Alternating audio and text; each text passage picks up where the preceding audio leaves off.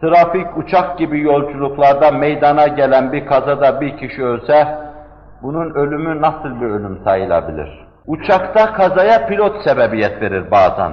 Bazen pilotu da aşar, başkasını da, makinisti de aşar, bir şey zuhur eder. Vasıtalarda, otobüste, takside vesairede daha ziyade şoförler sebebiyet verirler. Bu mevzuda hassasiyetle üzerinde durulacak şey şudur. Trafiğin belli kaideleri vardır. Bu kaidelere riayet, çok büyük bir nispette kazaları azaltır. Mesela, meskun mıntıkada 40 kilometre midir sürat tahdidi, 50 kilometre midir? Buna riayet gerektir. Riayet gerektir, zira meskun mıntıkada umumiyetle yolun sağından soluna, solundan sağına geçilir. Şimdi böyle bir yerde 100 kilometre hızla giden bir insan trafik kaidelerine aykırı hareket etmiş olur.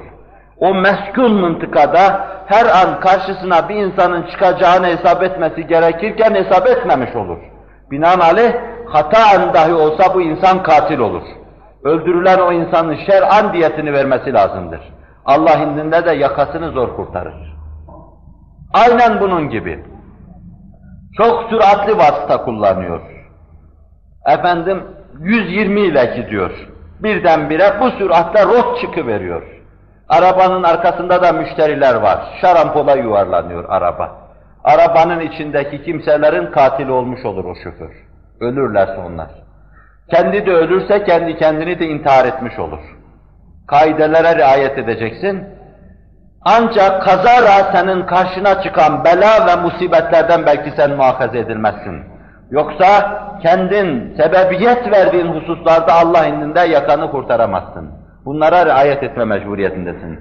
Millet zannediyor ki trafik kaidelerini trafik memurları zabıta kuvveti vaz ve tespit ettiğinden dolayı bunlara riayet etmemekle insan Allah indinde mesul olmaz. Mesele öyle değil. Meselenin bir fıtri ve tabii yönü vardır. Fıtrat ve tabiattan süzülen kanunlar bahsedilmiştir. Tıpkı insanlar içine düşsün diye kuyu kazıp da insanın içine düşmesini temin etme gibi bir sebebiyet verme vardır.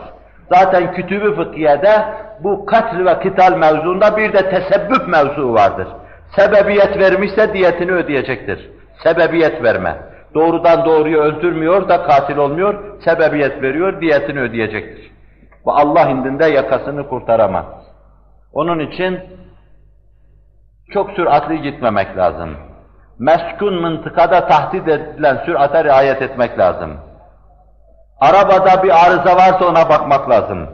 Direksiyonda boşluk var ise şayet karşısına çıkan adam karşısında ayarlayamayacağı için ona çarpma ihtimali olacağından dolayı yine katle sebebiyet verip katil olacak, dikkat etmesi lazım. Tekerleğin balans ayarı bozuksa biraz sonra patlayacak, araba bir tarafa gidecek, dikkat etmesi lazım vesaire. Bilmiyorum ben, çok şoförlük tabirlerini bağışlasın.